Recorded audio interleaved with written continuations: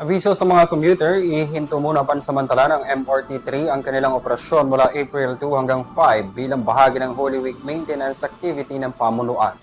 Narito ang report ni Graciela Corazon. Pansamantalang ipatutupad ang tigil operasyon ng Manila Metro Trail Transit System Line 3 o MRT3 mula April 2 hanggang April 5, 2026. Ito ay upang bigyan daan ang taunang Holy Week maintenance activity ng naturang tren.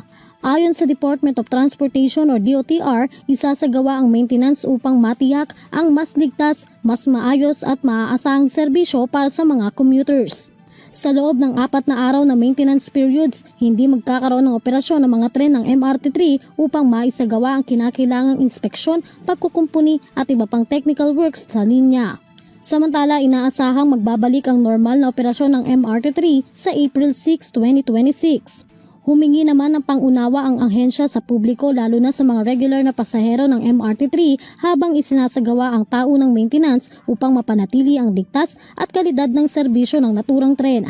Para sa EuroTV News, Graciela Corazon, sumasaludo sa bawat Pilipino.